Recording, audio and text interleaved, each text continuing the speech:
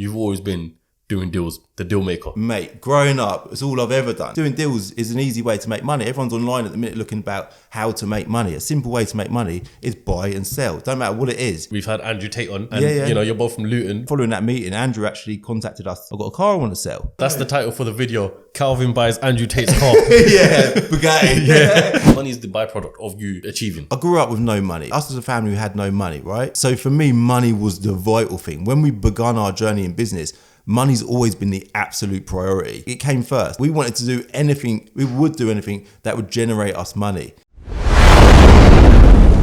What is going on, people? Welcome back to Ceocast, the number one place for showcasing business and entrepreneurship. Now today, you lot join me on a long awaited episode, one that I've been meaning to get for a long time, way before I started Ceocast. At the top of my list, Calvin from Calvin's Car Diary. Hello, mate. How you doing? It has been a long time though, isn't it? We sort of spoke about it on chat. On and off. A while ago, yeah. And then we're finally doing it, and we're busy. We're both busy, aren't we? Yeah, we've got business to run, obviously. You got Binca, you got car buying shop. There's so many different things that you're involved in. Literally. So it's just hard to find time. You know, as you were just saying, you film all your videos here as well. Film everything here. And then, but even you said to me, Cal, I can come to you now. Yeah. And that's kind of, that was that done it. It makes things easier. It's a no-brainer sort of thing. But for the people who are watching this and don't necessarily know who you are, what you do, just give us a quick breakdown. Obviously my name's Calvin, but a lot of people know me as Calvin's Car Diary on YouTube. Yeah. I'm a car trader. I'm 35 years old from Luton, and I just family business, running the car trade business. I love cars. Have you always grown up in Luton? Yeah. Okay. Yeah. Born and bred Luton. Let's start with that, because obviously I've had a few people on the podcast who are from Luton as well. It's a controversial town, definitely. Yeah, controversial town. Could be involved in some roughness, could be involved in, staying out of it all entirely. So what was your whole upbringing like? Before we get into it, make sure you subscribe and set the bell notification to all so you never miss a single episode. It was rough. Luton's a rough place to live. Yeah. Yeah, it teaches you a lot though. If somebody, trauma is good for you, I think. Like if you go through life and you've got no bad stuff happening, you ain't going to learn much. So for me, growing up was a tough life, but I feel like it's probably the best way through life. Because why is that? Because you learn a lot. You learn a lot as you go. You get problems happen, and it teaches you to deal with problems. Even as running a business, I'm here just ultimately my job role is daily dealing with problems. So I'm never really fazed by any issues that I'm faced with. It's fine because I'm used to it. You've dealt with adversity basically throughout your whole life. All my life. Yeah. So you're 35 years old now.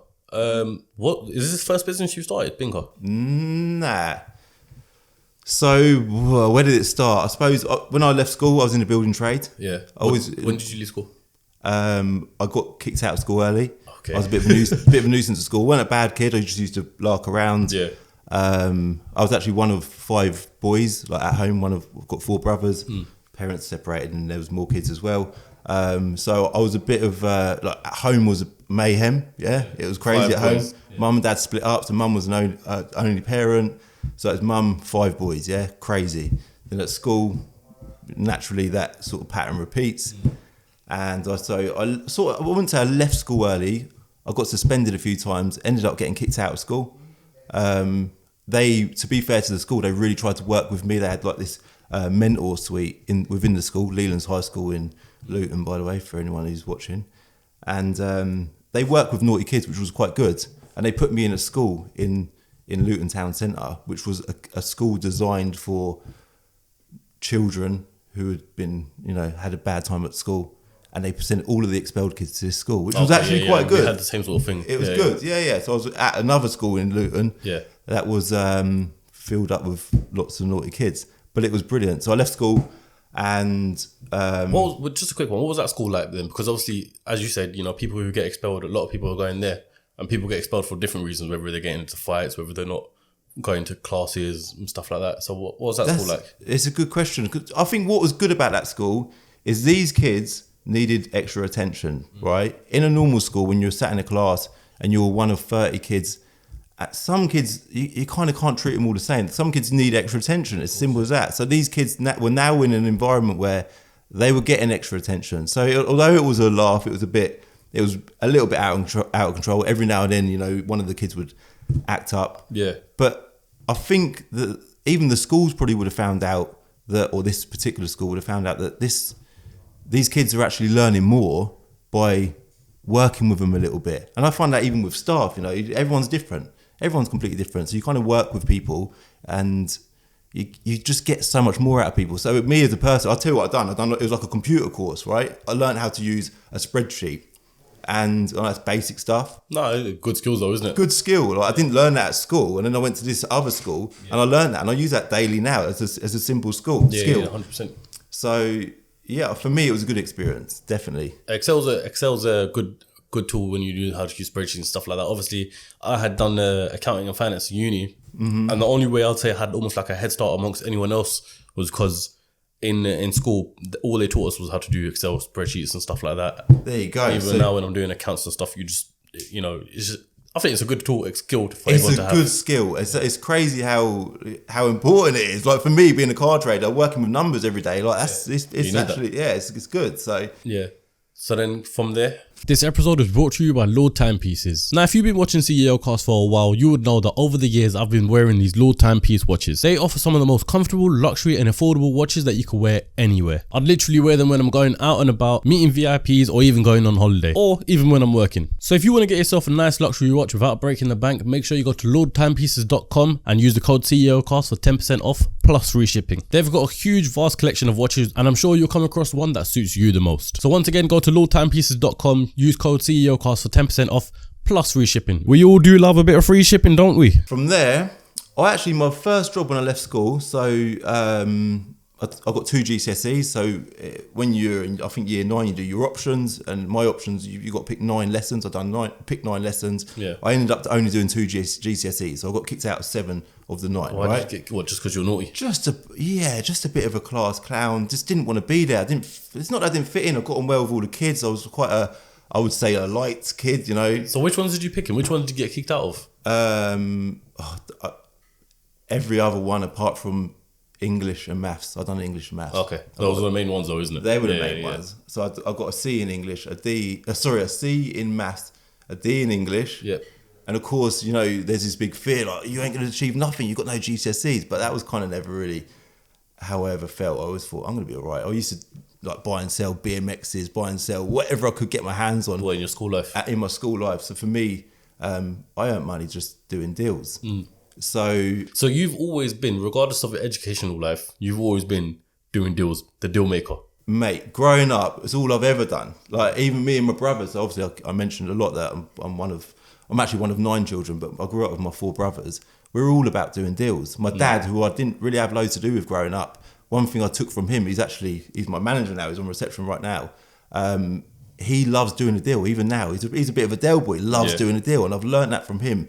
Doing deals is an easy way to make money. Everyone's online at the minute looking about how to make money. A simple way to make money is buy and sell. Don't matter what it is. You can buy and sell bottles of water. You can get them from a wholesaler, buy and sell. Even kids are doing it in schools, you know, buy and sell sweets, whatever. And that's always what I've done, whether it's a bike, a mobile phone, a watch, whatever I could get my hands on. So tell me, what was your first deal you had ever made in your life? The first deal you'd ever done? Whether it was buy and sell a sweet or a packet of crisps, what was it? Can you remember? I don't know what my first deal was, but I do remember a deal. So my dad was a butcher by trade, right? And he used to take us to markets. So he'd go to market and he'd be the butcher on a lorry, shouting, saying, "Come on, get your meat, get your steaks, whatever." And on a Saturday or Sunday, whenever we used to go, he'd say, "There's a tenner. Go and spend it on something in the car boot. Go and find something to spend that £10 on." And I bought a remote control car for £10. I can't remember the exact numbers. I think it was for £10. And I thought, that's cheap. That's worth buying. It's cheap. It's definitely worth buying. I took it back home. Yeah. My version of tidying it up, whatever that might have been, maybe give it a bit of washing up liquid, tidy it up a little bit. And what much can you do to a remote control car? Exactly. You can't do nothing to a remote control car. Yeah. And I doubled my money. I sold it to my cousins came round that weekend, right? My cousin was like, "I want to buy this remote control car. Calvin's got the remote control car. Mum, I want to buy it." Yeah. And I sold it to him for 20 quid. So it was a basic deal, but that concept stands with everything. Even me now, I'm buying and selling cars. The concept is exactly the same. You buy, you sell, you've got a little margin in between. So for that first time when you had your memorable deal, how did that make you feel at the time? Did you feel like, I want to do it again? Listen, anything in life anything you achieve in life is rewarding, right? Yeah. Doing a deal is rewarding, and it's never ending. Like even you with doing a podcast, you're here today because it's rewarding, right? Yeah, of course. You're chasing that reward all the time, and you'll do this one, you'll upload it, you'll be straight on to the next one, and that chase is always there if you've got that drive in life. And I suppose for me, I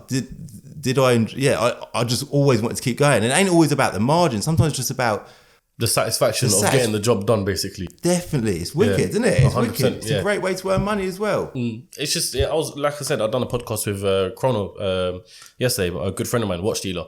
I've heard of him. You probably would have seen him on Instagram. He does he's up to sometimes no good, sometimes just flexing, stuff like that. Yeah. But what he was saying is now it's got to a point where it's not even bothered about the money. Like he's selling watches that are 200 grand plus, 100 grand plus, whatever. It's not even, it's just that same transactional deal, basically. That's what gives them the satisfaction. It's a buzz, and I can relate to that. You do a deal, and it don't matter whether you earn, I don't know, 20 quid or 20 grand. I don't know what deals he's doing, but it's so satisfying every single time. And it's not always about the money. And even him as a watch trader, he must love watches. Yeah. So when you're trading something that you enjoy, it's a win-win, isn't it? You got your double bubble. I'm trading with cars. Yeah, I was going to say, you have your passion for cars as well, isn't it? Exactly that. For me to be in a car trader, it was just a no-brainer because I've got this passion for cars. I love cars. I analyse cars. I'm into cars. I've always been interested in cars, and I like doing a deal. Being a car trader was just the obvious thing to do. So for me, it kind of comes easy. I love it. It's wicked. When did you think of starting up a car dealership?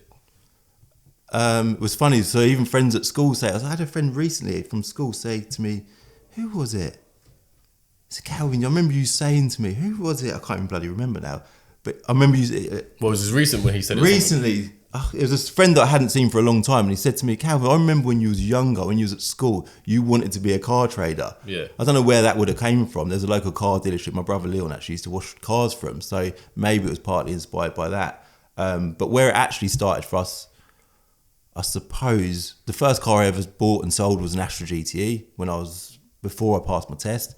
My older brother, we found it in a local newspaper. The question is, were you driving it? Of course I drove it. I loved cars. Yeah.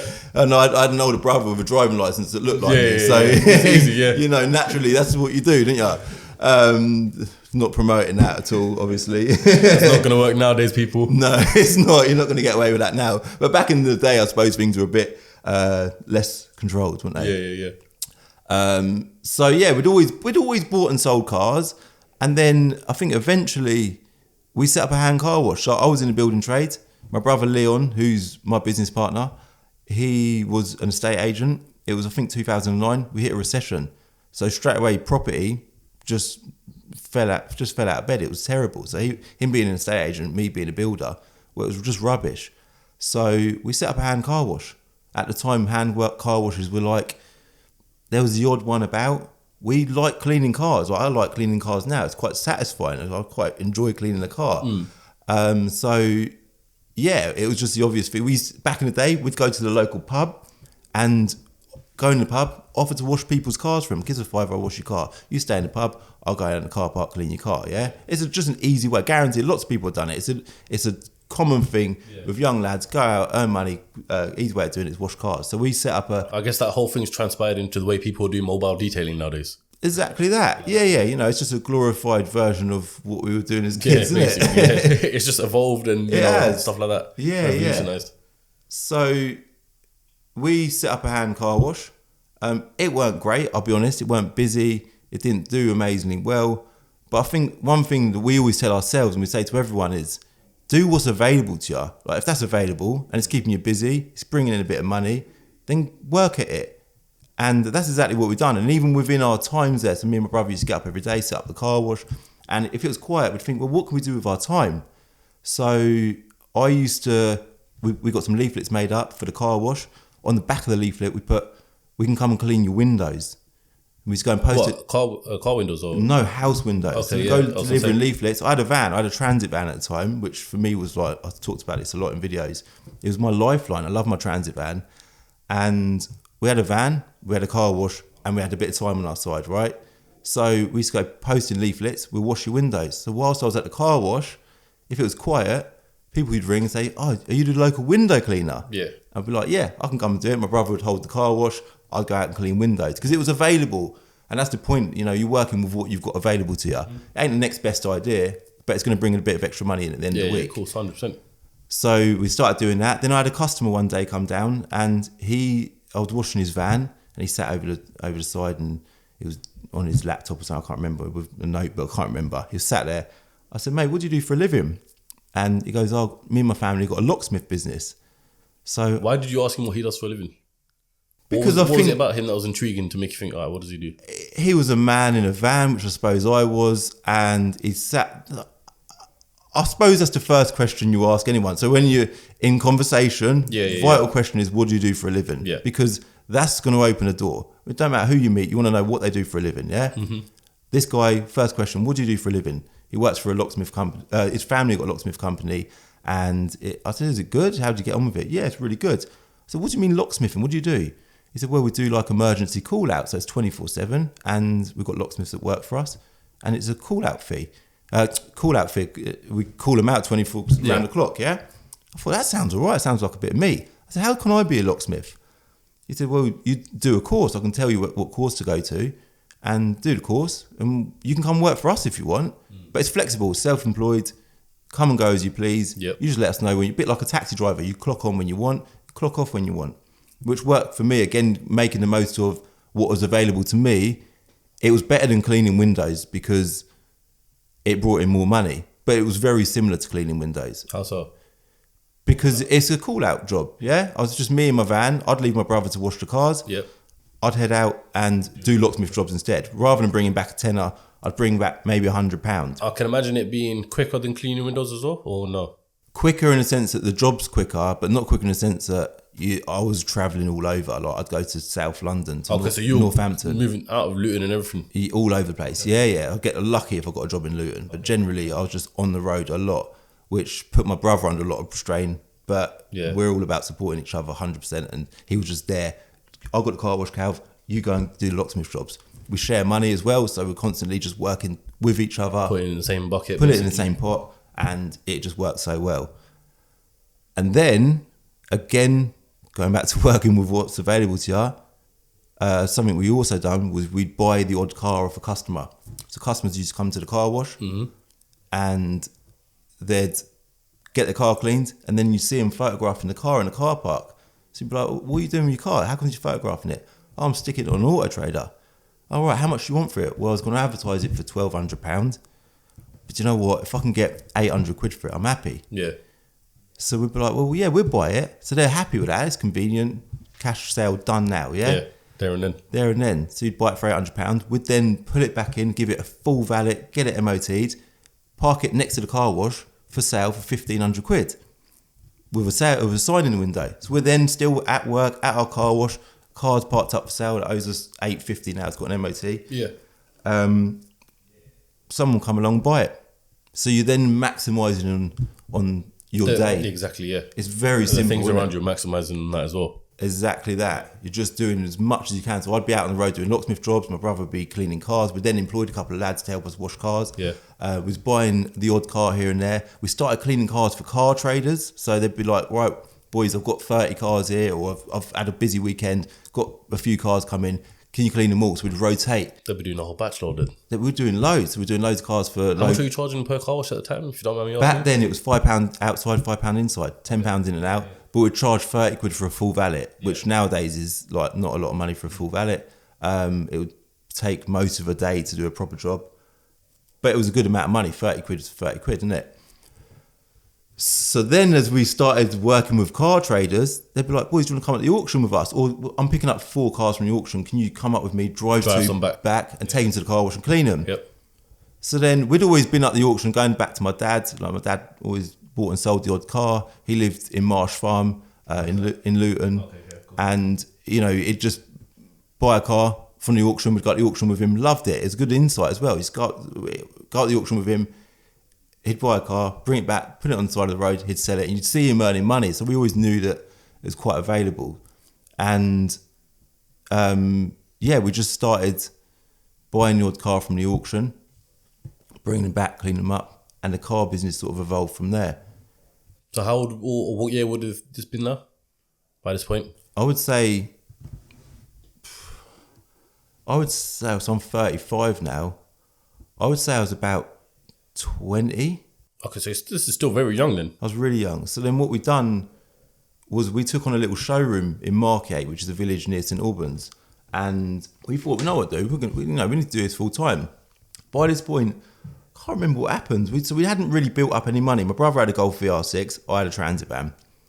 The same transit van. The same transit van. This thing that just ran with you forever. It was a hero, absolute hero. It was a wicked van, and we decided we want to set up a car sales. It was just a little showroom. It needed tidying up, and the only way we could fund, I suppose, our first deal was selling the Golf VR6. We needed the van because that kept me in locksmithing. Yep. Sold the Golf VR6. I think Leon got £600 for that car. And we started our stock with that £600.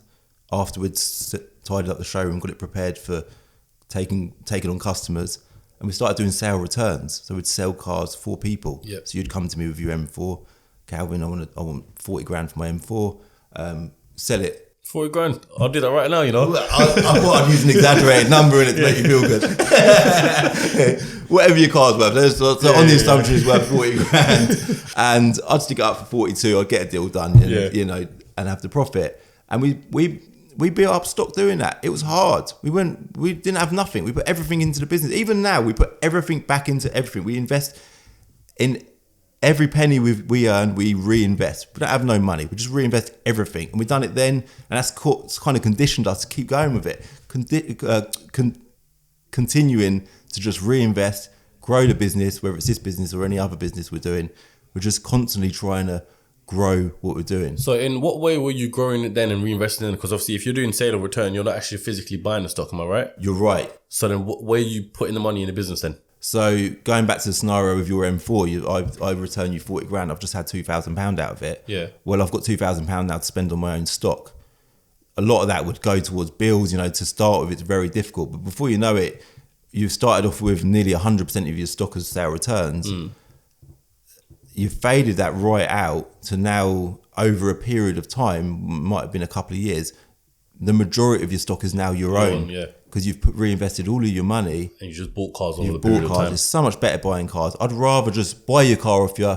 You'd probably rather me buy it off you, say, 38 grand, using your car again as an example, on the assumption that it might be worth maybe 42 grand. And then you just make the 4 grand on it yourself. And then exactly that. It's convenient for you and convenient for us as well. So, and you're getting someone else out of the picture. We still do sale returns, not many, because they're a bit of a pain, but we still do them. They're good. They're good for business, and you don't have to fund that car, do you? Yeah, no, fair enough. Seller returns good as well, because if, for example, someone like me, let's just say my car is hypothetically 40 grand, right? The chances of me selling it privately and someone 40 grand is finance. It's a long day basically if you're a private seller. But if I was to give it to you at Binca, for example, put it on seller return, they're buying that car from Binca now, aren't they? And all you've got to do is just send me the 40 grand, essentially. Of course, and anyone, you try and sell, that car from your driveway, offering finance, part exchange, all of them, like a warranty. Yeah. People want that. People don't want to buy a 40 grand car from you on your driveway. It's obvious, isn't it? So, it works well. Works well for you as a seller. But do you know what? I don't want to encourage that. So if you want to sell your car, I'd rather buy your car. Yeah, I don't want loads of sale returns. They're a headache. But it was a great way for me to start out with my business. That's the point. Yeah. You know what I was thinking when I was driving up here? I was thinking, all right, cool. When Calvin sees my car, is he going to offer me a deal? Is he going to do something? I looked at it and I thought, it's tempting. It's a nice car, isn't it? Yeah, it's not bad, man. It's not bad. I need to do some videos with it properly and stuff like that. You do? Yeah. I need to do a video on my channel with your car. I was thinking about this, because I've seen your videos with Ricky, obviously, and you're not the greatest passenger. I thought, you know what, that would be the funniest video, just going for a passenger ride. I would not like that. I would love that. Really? Yeah. Oh, nah. That to me is torture. So I remember when I started first coming across you on YouTube, this was years ago, way before I started this podcast and everything. This is the time when you had your white GTR. You're on the car twice, am I right? Yeah, that's it. Yeah, brought it back. Yeah. Yeah, so I remember when you first started, I think you started your channel with the car, am I right? Yeah, I did. That was my first main channel car, yeah. And I remember you were talking about car buying shop back then and stuff like that. Really, yeah. So when you started YouTube, you're getting probably a lot of traction with the GTR. I remember stage 4.25. That's something it. like that. Yeah, Yeah, the it was whole a good shebang. move. Yeah. How much did that influence or have an impact on the car buying shop? I wouldn't look. Social media has helped my business massively over the years, right? Yeah. And when I begun, like you know it yourself, you do a video, and then you get people messaging you saying, "I want to see more. Yeah. Can you do another one? Oh, you're good. Yeah, you do a good job of what you do. You enjoy it. You get a buzz out of it. You want to do Exactly more." what we said earlier about the whole reward thing. Just makes you want to carry on, isn't it? It does. It makes you want to carry on. So I started doing videos. They were a bit jokey, a bit laughy. People like that I went to school with would have watched them. Like, Calvin, this is actually quite good. You need to do more. And then I noticed the impact it had on the car buying shop, because people then are seeing his face on social media, who's a car trader, and car traders, along with many other trades, haven't got a great stigma. People are like, don't trust car dealers, they're dodgy or whatever. And they're like, do you know what? I quite like this guy. He's all right. So people were, more inclined to do business with us. More inclined to trust you, isn't it? Once you put a face to it as well. Yeah. More inclined to trust you. Whatever you do, you've built a trusted face and a name for yourself. Yeah, I'd like on social media, but you have, and people must see you in the streets and give you respect, and it's well deserved, isn't it? Yeah, 100%. Yeah, but just the only difference is the fact that obviously people are buying stuff from you or selling stuff to you. Yeah. Whereas all these lot go do is just watch a video, like and subscribe. Yeah, I mean? True. Yeah, but your answer to the question is it helped my business massively. I noticed a difference, so I get. I obviously earn money from social media. Yeah. All of that money goes back into social media. I reinvest every penny because I want to keep this journey going, because it helps my businesses. Every brand, anything I do, people have got a lot of faith in me, a lot of trust in me. So when I say I'm doing something, or I've got this, or I'm buying a car, people are on side. So it's great for business. Social media is really, really good. So you didn't start with the intention of like YouTube revenue or anything like that? Because I feel like a lot of people nowadays are starting YouTube channels purely of the fact that they think that they're just going to get a Lamborghini after 1,000 subscribers or something. Do you know what I mean? It was never my motive. In fact, mine was kind of the opposite, because I underestimated what was available on social media. It started off as a bit of a laugh. Yeah. And what year did you start YouTube? I think I posted my first video like 10 years ago. Okay, but it wasn't serious. It was, it was quite serious for me. That video was quite serious. I took it seriously. High quality production and everything. Yeah, but you look back at it now, you're like, oh.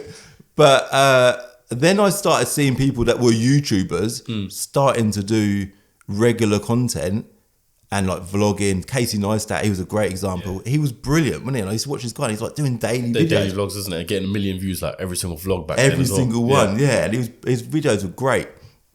And I suppose it made me think, well, there's something to be had here. Like I need to put more energy into this. So I did. I started putting more energy into it maybe 4 or 5 years ago. And now I'm fully committed. Like my life, we were saying about this earlier, it's full time, isn't it? Filming, editing, it's just non-stop. But this is what's crazy as well, like, because there's one thing being full-time YouTuber. I would say I'm a full-time YouTuber, yeah, filming, editing non-stop. But you've got businesses to run as well. So mate, your life is on the go 24/7. I think my thing really is my team. Like me and my brothers, we work so well together. From a young age, we've always supported each other in any way we can. Like one of my brothers is on reception now. One of my other brothers is out the back cleaning cars. Yeah. One of my other brothers is buying cars. So our team we're constantly working together. So it ain't, on the face of it, it's just Calvin. Yeah, on social media, it's Calvin. Calvin's amazing. Calvin's doing this. Calvin is doing a lot, but he ain't doing everything. So for me, it is the whole team. I've got even my staff. Everyone's bloody brilliant here. Yeah. So it's good. You working with your brothers, is that something like, were you all close when you were younger, growing up and stuff? Where you just thought, let's just all work together, it makes sense? We've always been really close. Yeah. And working together, I suppose you're just naturally comfortable with your family, ain't you? Yeah. Family is number one, isn't it? How do you, because I'm sure, would you have had any disagreements at work or anything like that? Never. Okay, we actually just don't, like, me and my dad clash a little bit. Yeah. But that ain't, we've had a good run for a good few years now. We get on really well. But it's pretty good. A lot of people ask that. Yeah, because you would think naturally, like, you're always surrounded by someone home and business, that you'd eventually get into some sort of disagreement at work. And then my question would have been, how do you not take that home? Do you know what I mean? Yeah. No, our life is work. Literally, we meet up as often as we can, me and my brothers. We talk about whatever problems we're currently dealing with, business, what ideas we've got.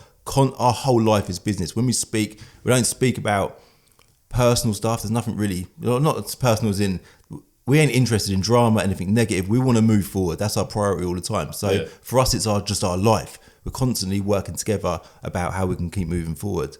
So we all enjoy it as well. So going back to it, so the dealership that you started at the time, was that the birth of Binca? So Binca is essentially, although people see Binca more than they see probably any of my businesses, Binca is the back end of the car buying shop, right? Mm-hmm. That's all it is. It's the rear end of the car buying shop. The car buying shop is basically the dominant part of the business, because without buying, you can't sell, right? Yeah. So going back to doing sale returns, it's hard work. I used to go up to auctions and buy from like BCA, Mannheim, big auction houses. That's hard work as well, because you don't really know what you're buying. So we set up the car buying shop. We just thought, you know what, we'll just do it. At the time, it was quite a new thing. We Buy Any Car had come around, and they were on the telly with their annoying radio advert. Yeah. We Buy Any Car. They've done a good job though. You know, they put their word out there. They attracted loads of people selling their cars. It was very new. People were a bit unsure about, is it a good concept or not? We set up one shop, and it was very slow. Again, people set up in Luton, in Dunstable, which is a town next to Luton, and we've still got the shop now. That was 10 years ago, and people used to come in and say, "What do you do here? Do you do loans for cars, or do you do like logbook loans?" And people didn't really get what we'd done, because it was still quite a new concept. But we just found ourselves buying cars privately from local people, and it just worked so well. Sometimes we'd go to an auction, say BCA in Bedford, and we'd buy a Vauxhall Corsa. We used to buy and sell a lot of Vauxhall Corsas, and we'd go and buy that car, and it would come from We Buy Any Car. We'd bring it back, we'd look at the logbook, and be like, this car's come from someone we know in Luton. They've took it to We Buy Any Car. They've took it to the auction. Obviously, We Buy Any Car have earned out of it. Then BCA have earned out of it. Yeah. We've had to pay a premium for it because we've fighted against all these other car traders. We've brought it back, paid over the odds for it, and realised it's got a problem. Yeah? That happens quite a lot. Not to say it happens all the time. We want to just buy it off the person, direct. All these other people involved. And when you're dealing with a person direct, if I'm buying your M4 off you, and I just say to you, is there anything wrong with it? You're going to be like, do you know what? Yeah, that window don't work. Cool. We agree a deal, don't we? It's so much easier buying direct of private people. Yeah, because you keep the margins low as well, isn't it? Exactly. As well as that. And you can, like you said, if anything's wrong with the car, I'll be more than open to tell you. Of course. But at the same time, not everyone's like that at the same time. You do get people trying it. I must admit, we don't get that a lot. I think people, I don't know, instinctively know that we're not bloody idiots. I don't know. They might trying to call his bluff or something like that. Yeah. I'm not saying it doesn't happen. We do get people dropping cars off, and I'm like, is there anything wrong with it? Nah, it's fine, mate. It's absolutely fine. And then you drive it down the road and the gearbox, or like engine's hanging or whatever. That does happen. Of course, it does. Yeah. But with buying from private people, what you can do is you don't really need to listen to the person. If you feel like you don't trust that person when you're buying that car, just make your own judgment on it. Take it for a test drive. Feel the gearbox, feel the engine. You soon know if there's anything wrong with that car, and make your own opinion on it. Because with auctions, you can't even test drive a car. Yeah, it's literally. I've been to an auction. Remember, my dad took me once when I was younger, probably just to see what it's like and whatnot. Yeah. And you walk around. This was in Enfield. Mm-hmm. So you just walk around, see the cars, and then they just drive in one by one, and then put your hand up if you want the car, essentially. I remember, because if you win the auction, you have to buy it, right? Yeah. I remember once upon a time we won the auction and we had to run out because we just wanted to do it for experience. It was funny. So. But that's quite funny. I can't say I've ever heard of anyone doing that, but people must do that all the time. Yeah. You hear it. Sometimes I'll bid on a car at auction. I'm the second bidder. Yeah. And I lose it. Someone else has won it. But then we had one this week actually, because I still do buy the odd car from auction. And the auction house was rang up and says, you're the second person, the other person should disappear. So it does happen, doesn't it? Yeah. Because people do, they shit themselves, don't they? Think, God, what have I bought? Yeah, so this was when I must have been like 13, 14 at the time. My dad was like, come on, put your hand up for some experience, whatnot. We end up winning it. And then he must have thought, okay, shit, we've won it now. That's that £2,000 with a car that we don't need. Don't even want. So we just legged it. That is funny. Yeah, I never understood why up until probably when I was like 17 years old. And I was like, oh, okay, now I understand. But yeah. That's funny, isn't it? So then you guys set up the car buying shop to make it easier for the buying side and the seller side. Yeah, like we didn't have a lot of money to work with. And when you're taking risks with anything in business, you want to be known what you want to know what you're buying, right? Yeah. It's very simple. So going up the auction and just taking punts on things, we were losing a lot of the time. We'd go up there, we'd put all this energy into a certain car, stick to what you know, like BMW 3 Series, Vauxhall Corsas, you know them, you get them back, and then they'd have a problem. It ain't clever. That ain't a business. That's gambling. So by doing this, it allowed us to meet people, check the cars out, and we slowly began building the business. We then realised that this car buying shop brand was good. You know, people like it. We're a known family locally. People like dealing with us. I begun doing social media, which again helped the brand a lot. At this point, Binca didn't even exist. We used to buy at the car buying shop, sell to local car traders, and just slowly built up. It used to be called the car buying shop trade outs. So they were just come in and sold as they are. And then we sort of, I suppose we grew a stock load, and Binca used to be called Buy It Now Car Auction. So it was essentially just the back end of the car buying shop, like I keep saying. We'd buy a car, not even prepare it, we'd clean it, maybe MOT it, and put it up for sale for less than retail value, and it would attract buyers, of course. Yeah. And then it enabled us to cash in on that car and buy more. We get constantly getting offered more and more cars. It's a volume game at that point, isn't it? It literally is a volume game. Most car traders would look to maximise the margin on each car. Yeah. Put it up for top money, sit on it, you know, get as much as they can out of each individual deal as they could. But our thing was, and it still is, it's just about buying. We're getting offered all these cars. We need to fund all these cars. We need to buy them. So, yeah, we're just in, out, get them gone, and keep that ball rolling. We ain't got time to prepare all these cars. It's just too much. So, well, would you say the volume side of things and the margin side of things depends on like the type of car that you're selling? So, for example, like I know there's loads of supercar dealerships and stuff like that. They sit on the vendor doors for 9 months or something. Definitely, and probably because there's like a 20 grand margin or something in it. Well, yeah, I don't know how the margins work with. Yeah, because even if you drive down the road, and you clocked how many Vauxhalls you see, clocked how many BMWs you see, and clocked how many Lambos you see, you're going to see more Vauxhalls, and then up the scale, you're going to see slightly less BMWs. You ain't going to see many Lambos. And the demand on the open market is exactly the same. So although the idea, I don't buy supercars, I'm not saying I haven't, but I don't, because the demand, the other side, you can be keen to buy it. Again, being a guy that likes cars, if I get offered something nice, tasty, Lambo, Ferrari, like I'm like, oh, I want to buy this. But for business, in my experience, they've never been that good. But if you're the sort of person who wants to sit on that car and retail it, then the margins are massive. You know, there's great money to be had out of everything. There's money in everything, but general demand is higher in bread and butter stuff, run-of-the-mill cars, definitely. Yeah. How many of the car buying shop branches have you got now? So the car buying shop has now evolved to the point where we've got 6 franchises, which is amazing. Yeah, it's massive. It's come so far from where we first started. But in the background, there is another brother that I've not yet mentioned, my brother Curtis. He runs our web team. Okay, we've got web team that we work on various projects on, and we've been building an online bookkeeping platform for the car trade, right? And that's exactly where it started. So one of my main roles in our business is obviously social media. Yeah. My other role is I do all of our accounts. So when you say online bookkeeping, what is that exactly?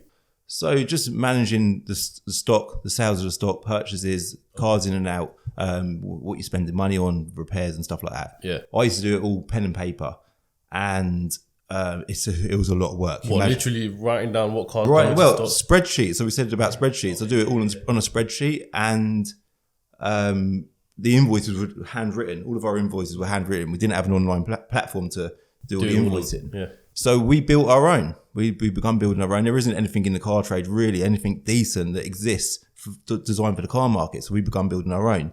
And we use it daily now. as we developed this platform, to start with, it was just a bookkeeping platform, okay? Then we realized, hold on, we can integrate this with the car buying shop. We can integrate this with Binca. We can use it as a stock management system, a valuation system, loads of types of things. And we can also make it a platform, which I'm not going to give too much away at the minute, where car traders across the country can all interact, buy cars, sell cars, and we can link the public to car traders. So we'd built this good local business called the Car Buying Shop, which was brilliant. But because of social media, we soon realised it was getting offered so many cars across the country, we couldn't cope. We then also found that we had lots of car traders across the country wanting to get on board with the Car Buying Shop. So the obvious thing to do was to build an online platform that everybody could be a part of, and we named it enterreg.com. And the idea of enterreg was to link private sellers with local car traders. Thank you, Raheem, for letting me insert this bit into the video. Now, currently there are things that do that. There are platforms that already do that. But in the way that we're going to be doing it, there isn't anything. Now, I believe that this platform is going to change the car industry, the used car market in this country. I think me being, I suppose, arguably the most well-known car trader in this country, backing it is ideal. Yeah, of course, yeah. We're literally, nearly all of our profits from our businesses are going into this platform. It's costing an absolute fortune. So you're investing a lot into this. We're putting a lot into it. So let me ask you this, and so I can maybe understand a bit better as well as the audience, right? If I was to open my own car dealership tomorrow, how can this platform be beneficial for me, and what's it used for exactly? So there's so many things missing in the car trades. So main dealers and franchise dealerships have got their own sort of platforms that they work from. It's an all-round tool that helps you. Bookkeeping is a big thing. I know it seems crazy that I'm making this bookkeeping so important. That's massive. Car traders also going up auctions, buying cars, bidding against all the other people. That's a bit of a challenge as well for people. It's going to help small car traders dominantly because right now in the car market, small car traders are struggling. It's not easy at all. And it's just a platform that's going to integrate everyone in the car market. It's amazing, man. So our biggest thing at the minute is the car buying shops evolved to become the car buying shop in Binca. We've then grown a few franchises, and now we're at a point where, hold on, let's now introduce enterreg, and even social media and that all integrates part of that as well. Because without it, none of these brands would be what they are today anyway. So, yeah, something that we're really excited about. What made you think of that then? Going back to what I said about, working with what's available to you, or working within your own sort of reach. I was just my guy, the guy in my business doing my accounts, and I thought, how can I make my accounts easier? How can I? So literally, what they teach you in GCT business school of find a problem and find the solution. Exactly that. Okay. This is a problem in the car world. There is platforms that do similar types of things, but like you say about being biased, maybe I am. This is far better than anything out there. The guys that we've got building it are exceptional. Yeah. There's also the guys that have built Planet of Dreams as well. I've seen the website as well, so I know that's a solid. It's an amazing web team that you got there. Yeah. So, it was as simple as that. We had a problem. I wanted to fix it. We fixed it. And then we was looking at this platform like, hold on, this could actually be something quite special. So you initially built it just for you guys? Just for us, yeah. Then the motive was never to build it to branch out to other car traders. Yeah. But then as Binca grew, as the car buying shop grew, and I suppose my social media grew, I'm interacting with car dealers across the country every single day. So for me, I see their problems, I see what they're struggling with, and I think, you know what? This platform can evolve to be something good that offers a quality to all of these traders. So that's where we're at in a minute. So as well as, obviously, you've made it for traders, you're right? Mm-hmm. Is it not for consumers as well? Or so there is a consumer front as well. So at the minute, going back to my scenario of a consumer will sell their car to a car buying company. Yep. The car buying company then send it to an auction. Yep. And then it will end up at a car trader where the car traders will all bid. Yeah. Well, that consumer now will be linked direct to a car trader, which there are platforms, like I say, that are currently doing that. But that link, the way that we've done it, is unique to our platform. So it works both for the trader and the private seller. It's going to be good. I'm excited. We're all excited about it. We've spent so much time and money. It's been going on for years. So this is kind of our biggest thing. And yeah, it's almost ready to launch. I'm interested to know though, right, without obviously speaking figures and stuff, obviously where you had made it initially just for yourselves, how much time and how much more financial input have you had to put in there just to expand it and get it out to the mass, basically? So at the point where it was functional for us as a business, Yeah. I would say we'd probably spent about 5% at the most of what we've spent. Oh, is now. it? Okay, so it's a big difference. We've probably spent at least 20 times more Yeah. on that platform since then. But when you get a vision and it's an available vision, you just want to run with it, don't you? What's the end goal for you with this? Because I know, obviously, this is as much as it is for the car trade, it's also tech. I know tech companies, you know, they sell for crazy figures, right? Yeah. So is this something that you have a exit strategy for? Something that you'd want to sell in the future? Or Nah, I think I just enjoy creating things. Even us as a family, we just enjoy creating things. We like helping people as well. Like ultimately, like when you've made it as such, what do you want to do at that point? I think we like to. I'd love to be financially free. I think that's everyone's goal. Yeah. In life, you know, that's the ultimate goal, isn't it? Some people never achieve it. Some people achieve it in their 20s. But I'd love to achieve that, I suppose, at some point. But if you build platforms that help people, then that's rewarding as well. So if I can change the car trade, not in a negative way, in a good way, I think that's the ultimate reward. So you could change it, but then what if another car company or whatever came to you and said, Calvin, look, here's 1.4 billion. you selling it?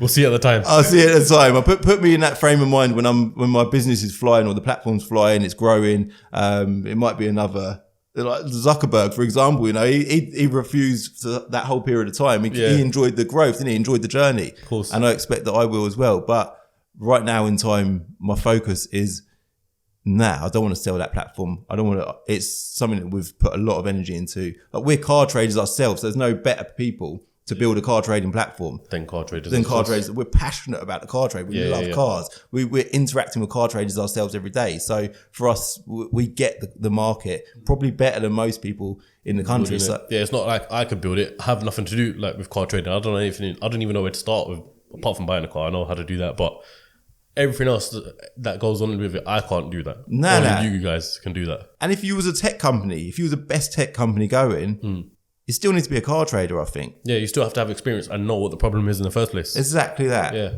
And the thing is, it's not even something that you could probably pitch to a tech company saying, this is what's needed. Can you build this? Nah. It's like, you've got to do it all firsthand stuff yourself. Luckily, I've got my brother who is exceptional. I'm not just saying that because he's my brother. He's exceptional. Like, his level of intelligence, he's the brains of the family. Yeah. He's a very clever boy.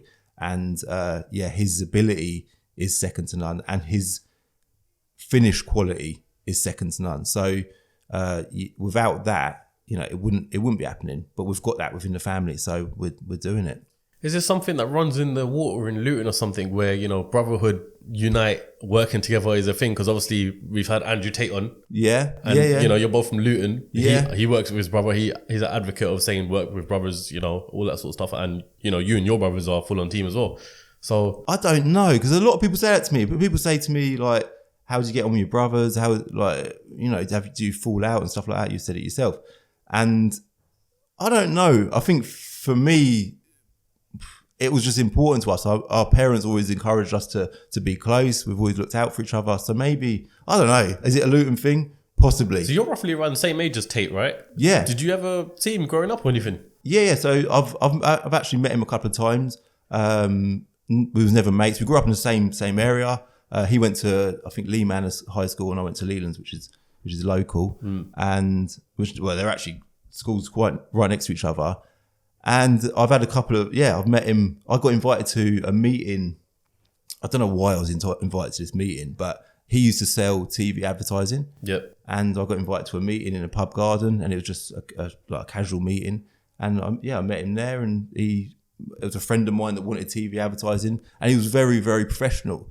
And obviously living in the town, everyone knows everyone. Yeah. I knew of Andrew and Tristan, and, you know, they were respected guys. Were they quite known in Luton? Or do you know what? Andrew was definitely known because he was a well-known kickboxer. So yeah, definitely. They were definitely well-known. I know like friends or whatever that knew him at school, and they just definitely seemed to keep themselves to themselves. But the priority, like you just said, is for them, that brotherly bond was always their priority, and you can see that in them today, and I love that about them. Yeah, and you guys do the same thing as well. Also, so following that meeting, Andrew actually contacted us. I might have been a month later, I can't remember, sometime after that, and said, I've got a car I want to sell. Oh, is it? What? See, Andrew contact what? The car buying shop, yeah. So it must have been about 10 years ago. So like, oh yeah, Andrew's contacted the car buying shop. Obviously, we knew and we'd met him at this meeting. And I don't know. That's the title for the video. Calvin buys Andrew Tate's car. Yeah, Bugatti. Yeah, if only. But yeah, so Andrew, if you ever watch this, don't do me for GDPR. But he had I think it was a Jaguar X-Type. I think it was Tristan's car. And I don't know if at that point in time they were looking to move to Romania. I don't know. But again, very professional, very polite, respectful guys. You know, sorry, Tristan wasn't there at that point. I was dealing with Andrew. Good guy. And I don't know anyone growing up's got anything bad to say about him. And all this stuff about him being cancelled and that, it's harsh, man. I'd love to know why he's been cancelled. One thing I can say, which I absolutely rate. So Andrew clearly had a vision for achieving whatever he wanted to achieve in life, right? And 10 years ago to when he was selling me that Jaguar X-Type, which I don't think we bought, by the way. So I don't know where it ended up or whatever. He was just living with his brother in a flat, which me and my brother were at the time as well, a flat in Luton, in a ghetto part of Luton. And he was on it at the time, yeah? He weren't just someone doing nothing with his life. He was on it, he was doing his kickboxing. I think he had his Aston Martin at that point. And him and his brother have, at that point, maybe moved to Romania. I don't know what the story is. But a snapshot of them 10 years ago to a snapshot of them today, they've absolutely smashed it, man. Yeah, 100%. And their brotherly connection It's the backbone of all of it. I think it is, and I'm not saying that's only, but their dad sounds like a massive part of their like installing confidence into them, which is that's amazing as well. And they've stuck together, and even the messages that they're putting out there now, you can't argue with what they're saying. Like I know that I don't want to be careful with what I say so this video stays put, but your podcast is still out there, yeah? Yeah, mine's still out there, yeah. So I changed it for a bit, but then I realised I'm not doing anything about it. Like I took Andrew Tate out, the name out, the thumbnail out, the tags, everything, so the algorithm couldn't find it. Okay. But then I was looking at the rest of Andrew Tate's podcast, and I was like, they're all there. And so I just put everything back to original how it was. So hopefully it stays. I mean, let's fingers crossed. I'm not touch wood. You've coined off it anyway, so Yeah, the good bit's done, isn't it? The good bit's done. Now I just need Tristan on the podcast. Yeah, you do. Coin off that one as well. You do, and I think what I was going to say anyway is the messages that they're putting out there. I feel like men currently, I'm having these conversations with men, not just young men, mature men, like grown-up men. Yeah. They seem a bit lost. Yeah. And I think men need guidance. I keep talking about my brothers, right? For me and my brothers, we've got guidance. We support each other. We talk about problems, just basics, yeah? You have a problem with a girl, your missus, whatever. You have a chat about it. You conclude where you're going with this problem. Whereas not many guys have got that. And I don't take it for granted, but I think it's so important. And they're putting these messages out there. And I think most people you're struggling to disagree, but they're getting cancelled. And you're like, do you know what? You sort of think they don't deserve to be cancelled, but I'd love to know that they're trying to, the government, whoever's banning them, they're trying to cover something up, aren't they? I've got a whole conspiracy which I am 99% sure about of why they get cancelled, but I can't say on camera. But what I will say is I think that when someone has too much power and they're not on that side, they just get eradicated basically, or they tried their best to eradicate them. Well, but unfortunately, I don't think they can eradicate Tate because Tristan's still on Instagram.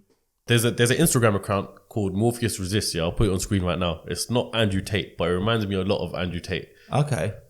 I'll show you exactly what I said that for a reason. But that's what I mean about his persistence. Yeah. It screams power, doesn't it? 100%. That's what I'm saying. Like he's off Instagram, but he's on that other platform called Rumble. Yeah. Tristan's still on Instagram. Like, you can't stop him.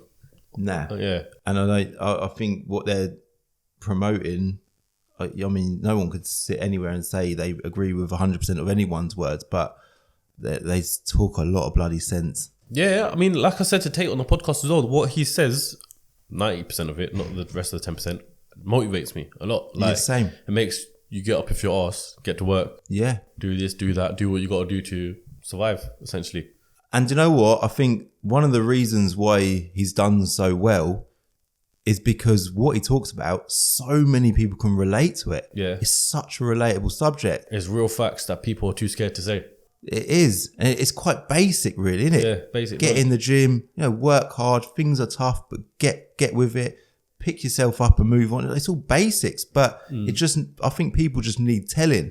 It's that, and I think the agenda of today's society and stuff is going completely that way. Yeah. The opposite ways for reasons which once again I can't get into and stuff. But I mean, like when I think about it, it's scary, but it's just trying to keep everyone on that straight path. Definitely. For that. And me as a person who, I deal with a lot of people on a day-to-day basis, and I'm seeing a lot of blokes struggling, man. They're just suppressed. People, watch the news, there's a lot of negative. I'm not going to go into details. I don't want to tread too far out the line, but it's bad. Like, it's almost abusive what you see on the news daily. And I look at it and think, do you know what? This is not good.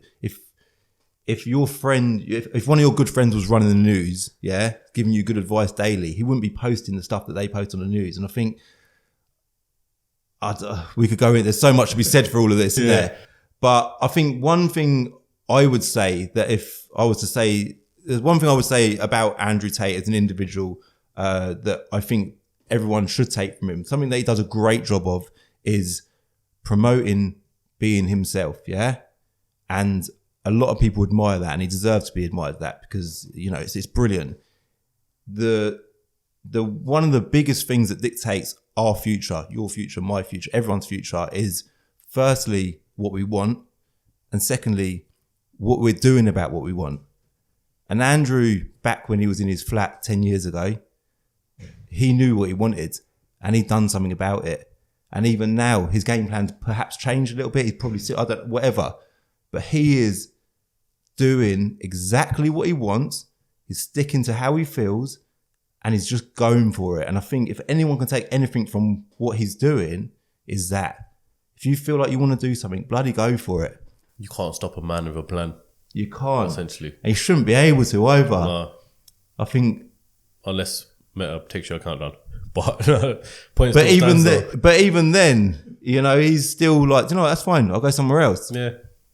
And exactly what you said. Plans got off route. Find another way. Get back on track. Get back on the plan. That. Did you watch the thing he done with Piers Morgan by any chance? I did, yeah. What did you think of that? I've seen lots of clips of it on TikTok. What did I think? Piers just doesn't let anyone talk. Doesn't let anyone talk. He's, I think he's brilliant as a presenter, Piers. Yeah.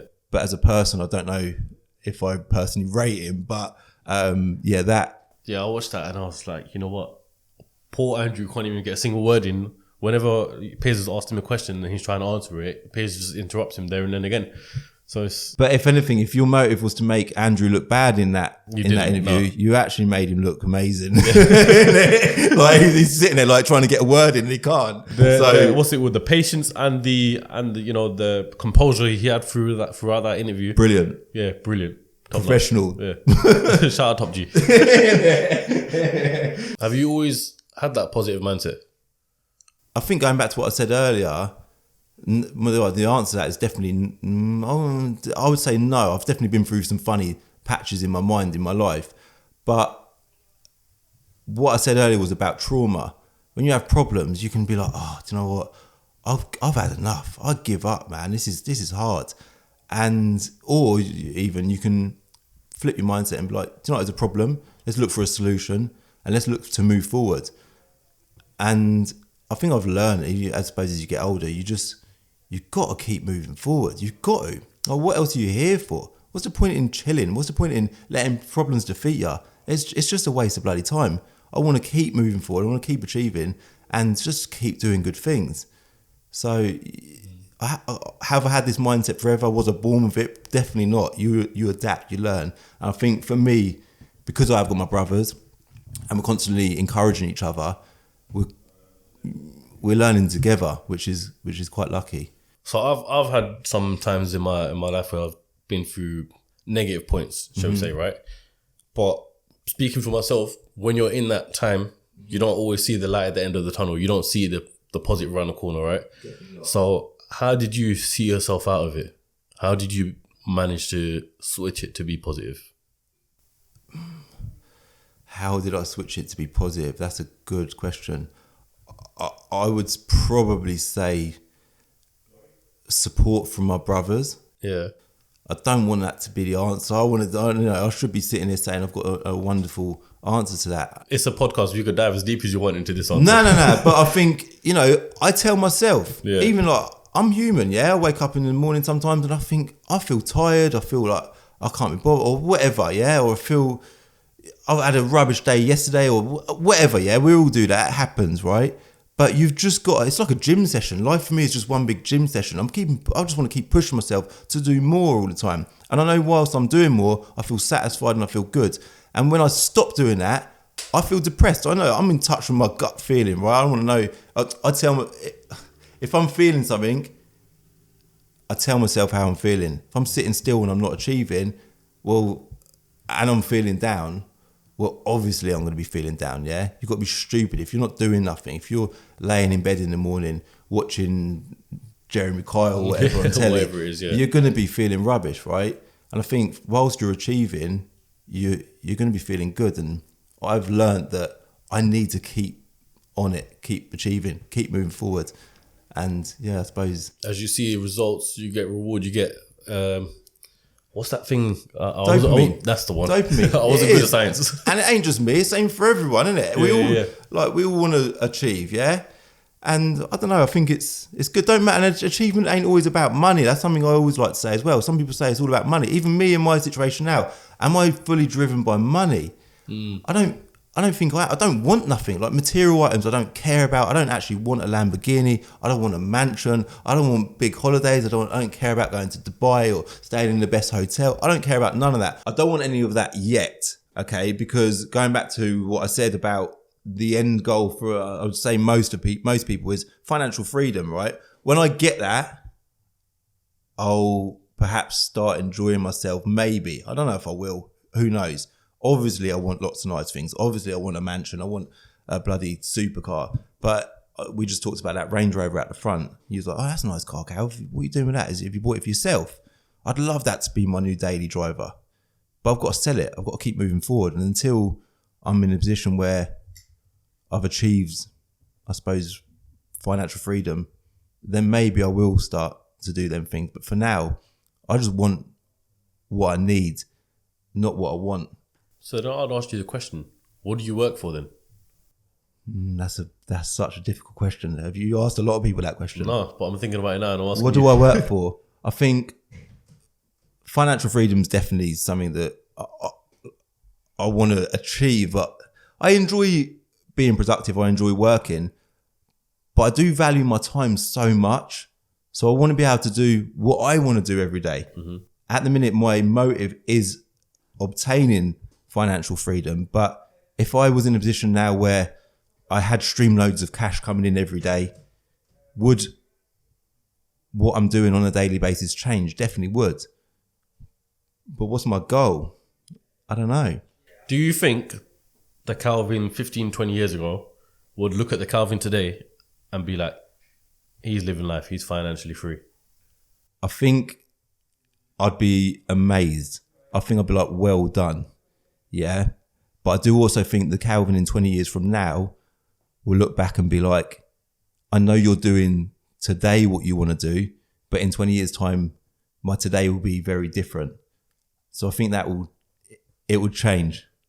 But then you look at the Calvin in 20 years' time, do you see him as financially free? I bloody hope so. Point being is, when do you ever get to the point where you think, I'm financially free? When is the stop point? Because for your entrepreneur, it's in your blood, it's in your DNA, it's in your characteristics to just keep going. There's no retirement age. There's no, you get your pension at 65, 68, usually something like that. Yeah. That doesn't happen with entrepreneurs. No, I never ever want to stop working. You never ever stop to as sad as it is, to the point where, of end times, essentially. So when do you actually switch off, take a step back, and say, you know what? I'm not doing this no more. I've done my job. I don't know if you ever achieve that. I don't know. Does that ever happen? I don't know. I don't think that will ever happen to me. I would like to be in a position where, I suppose it's all about steps of the journey, and at the step I'm at in my journey at the minute is I need to be giving my all. I haven't found a simple way to earn loads of money. It might happen soon. Enter might be my thing. Who knows? You know, I think that's going to take a lot more cash being sunk into it. But I don't know. You got a kid, right? Yeah. How many? Just the one? I've got one little boy. One little boy. So how do you want his upbringing to be like then? I suppose so the way I'm trying to say it is basically with you being 20 years older, financially free, dream life and all that sort of stuff, how do you want your son to be at the time? What, in 20 years time? Yeah. Are you doing this to be financially free for him? Yes, I am. I think I want him to be a grafter. I think by grafting, getting up, going to work, making mistakes, learning and all of that, it teaches you so much. I don't want him, he's not going to be getting no handouts from me. I don't think that's good for anyone. I want him to work for his money. He's quite into a lot of things. He's a little grafter himself. He wants to do stuff. So I love that about the way he is. And no, I don't want to, I'm not one of these people who, not even that I'm not one of these people. I don't believe that anybody should just be given anything. I think everything should be worked for. And I do want to install that into my son as well, which I am currently. So that's exactly what Tate said. Tate said his son or his kids are going to grow up broke, essentially. Yeah. I think you know, love, appreciation, respect and basics like a roof over your head, food, you know, them basics, they're so important. From there onwards, anyone should be able to achieve what they want to achieve. I haven't got kids, so I can't speak about this present time, right? Mm-hmm. I feel like when the day I do have kids, I wouldn't want them to know. Let's just say I'm balling at the time, whatever the case is. Yeah, I wouldn't want them to know. Only because I wouldn't want them to feel like they're comfortable and lose that hunger for making it for themselves. Yeah. Do you know what I mean? Hunger is enjoyable as well. Yeah, like I'd take care of them, you know, sort them out when they need to be sorted out, etc. But I don't think I will tell them what's what, just so they have their hunger and build them. I'd rather them think that I'm broke. Yeah. So, I think that's a good way to look at it though, because you don't want them to feel like, yeah, I can just have whatever, this, have that, have a Ferrari, whatever. Yeah, exactly, yeah. Because that ain't fun. Just going to buy a Ferrari today because you can afford to. If the money didn't exist, you wouldn't be right. You just bought yourself this Golf, yeah? Yeah. Which, you know, that's your sensible daily. But if you had loads of money, you wouldn't be driving that Golf, would you? No. But likewise, you wouldn't appreciate if you went and bought a Ferrari today. You wouldn't appreciate it. Appreciation's the best thing ever. If you've got appreciation, you enjoy life. You appreciate basic things. And if you can install appreciation into a person, a child, whoever, that person will have a great life. If you have appreciation, you're sorted. Now, a little story that I've told a couple of times on my social media is I saw this guy. It's back when I had my showroom in Margate. I saw this old boy at the car wash over the road in a Ferrari F430, which was at the time was like, it used to be my dream car. Amazing car. I had the poster and everything. Really? Yeah. So there you go. So for you as a person seeing a guy driving that car, you're gonna, you look at him like, wow, yeah. So I've gone up to him and I said, mate, that's a lovely car. And he said, do you know what the best thing is about this car? I said, go on. He said, it's wanting it. Because when you got it, you just bloody drive it. Yeah. And not to say he doesn't appreciate it, but wanting things is the best thing ever. Now, right now, I want my car trade platform. The journey to it. Yeah, the journey is so exciting. I want to have this, everything I do, I'm looking forward to it succeeding. Yeah, the journey is far better than the destination. It actually, there you go. Yeah. Powerful words there, mate. That's I didn't say it. I heard it from someone else, but I'm going to claim it now. Claim that. That's a good one. The journey is far better than the destination. Yeah. I think it is. And I think that's what I want to install into my kids. I've been going through that as well, where I think to myself sometimes, yeah, that I don't get motivated by money. Yeah. But then I was thinking, so what the hell do I get motivated about? I think that's fine. And then I think I clocked it when the channel started taking off and stuff like that.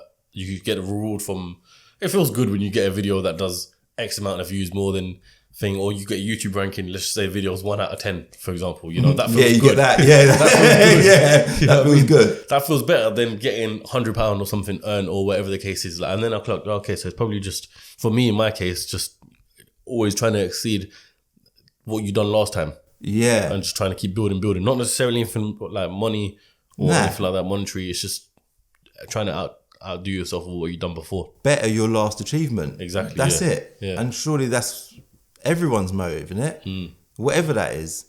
If you're learning a language, maybe you enjoy learning languages and you just learned to speak Polish. Maybe next thing is you need to learn to speak German, or, you know, some people are about learning, isn't they? Everyone's got their own thing. But I suppose with money, you need money. That's the bottom line. You need money. So your focus really does need to be money. But yeah, I think money should be at the you know, it's a sticky situation to talk on, to be fair, because everyone's got different situations. But I think from just this conversation alone, it's like you could see the achievements and the reward to do more, or sorry, the satisfaction to do more is at the front, but money's at the back. Do you know what I mean? The money is the byproduct of you achieving. It comes with it. Yeah. Basically, yeah. But to be honest, like from my point of view, money, I grew up with no money. Us as a family, we had no money, right? So for me, money was the vital thing. When we begun our journey in business, money's always been the absolute priority, right? It came first. Don't matter what you want. We wanted to do anything. We would do anything that would generate us money. So when you're starting out, money is the absolute priority. Going back to us doing sale returns, we were just doing whatever we could to generate money. Whereas now I don't do sale returns, because now it's about, well, I want to enjoy my business. I want to enjoy coming to work. I want not less pressure. I want to be a bit more calculated with what I do. But money does need to come first. So then, with you saying that, you know, you were reinvesting everything back into the business when you were younger, yeah. With you growing up without money, how did you find yourself not spending the money? I suppose. Why? Do you know what I mean? Because if you haven't grown up with money, right, and then you're getting money, whether it's £200, £2,000, you're still getting money, right? It could be easy to think, I didn't have this growing up. Essentially, let me enjoy it now. Do you know what I mean? Yeah, I know exactly what you mean. And I think I just don't enjoy wasting money. I don't. It's not even about, because that goes back to the money thing. I don't feel like I need anything. I feel like as long as I enjoy food, I enjoy spending time with my family. I enjoy just pretty basic things, going to the gym. I don't really need anything above that. So even like flashy clothes, I've got flashy clothes, don't get me wrong, but I don't feel like they make me feel any better. I don't have a desire to go and buy more like big brands, because You bought a whole brand yourself? well, I did. I bought a brand. I don't know if you know about it. Yeah. So I've got a clothing brand, NAFCO 54. Yeah. And I don't know, how old are you? 25. So you would definitely not remember the brand. But when I was younger, it was a massive brand. Yeah. We couldn't afford that brand. We couldn't afford to wear them clothes. But it was a massive brand. But it was only a market brand. It weren't the big, it weren't a big fashion brand. When you say market brand, what do you mean? Like actually at market stores and stuff? Market stores, you sell it. Obviously, when I was younger, even when you was younger, the internet weren't around. Yeah. So you couldn't go on Amazon or whatever and go on ASOS and buy it, whatever. So markets were the place to go to buy clothing. And this brand was everywhere, at every market. Lots of people across the country know this brand. It's a very well-known brand. It was a cheap brand. And then we ended up tracking down the owner years later. It had never gone online, and we bought the brand. Did you track down the owner with the purpose of buying it? Yeah. How did you talk to me the story about tracking him down? How did you do that? So in all honesty, he had advertised the brand for sale. Yeah. And we'd seen this advert on Google. We'd Googled brands for sale. We'd looked at a lot of old brands. It wasn't just targeted at that exact brand. Yeah. And we found the brand for sale, an old advert. We found the guy's name. We found out where he lived. We got in touch with him. Do you still want to sell it? He's like, yeah, I think so. I'm not really that bothered. And we approached him, made a deal, and ended up buying it. It took us a couple of years to get it off the ground. And now it flows nicely. People love it. People love that old nostalgic memory of that brand. And was that the reason why you wanted to buy like a throwback brand sort of thing? I suppose not really. I think the feeling of it was popular when we was younger. We couldn't afford to wear it when we was younger. And being in a position now, all these years later, where we can own the brand, and even like friends growing up, like, what, you boys have got NAFCO 54? People love it. Even if I go out and if I wear a t-shirt with a brand on it, they're generally my age upwards remember it. Yeah. people stop me like, mate, where'd you get that t-shirt from? I remember that brand. People, it's just a good memory, isn't it? So that feeling's nice. That's a good feeling. So is that still running now, is it? Yeah, still going now, still doing really well. Yeah, it's pretty much runs itself. And have you kept that as the market brand, or have you like done it online and everything? It's completely online. So we bought the brand, took it online. Okay. Yeah. So you've done the whole transition basically from where it was before. If I do my own car events or whatever, I would take some with me sometimes and sell it at the event because people want to see it and feel it and buy it like that. But it's all online. We've increased the quality of the brand, so it's a lot better now than it was back in the day. Yeah. It's a lot more consistent as well. Obviously, it's a bit easier with what's available nowadays. But yeah, it's a good brand. It's nice. It's a good little gesture and stuff like that. It is. It's good. People love it. I wanted to ask you something, right? Just throwing it back to YouTube. Mm-hmm. Obviously, you spend a lot of time and effort on your videos, and it pays off, right? I've seen you do a few brand deals here and there and stuff like that as well. Yeah. So how much of like, not to say how much of your income, I'm trying to say like, do you see the value of doing YouTube still? I think the answer to that is no, definitely no. And when I say that directly, for me, yeah, what I'm trying to say is, does it compete with your businesses? Massively. Like my time is spent solely on social media. Yeah. Completely. I film and edit all of my own videos. I've had help. It helps having help, but I'm back to doing it again myself.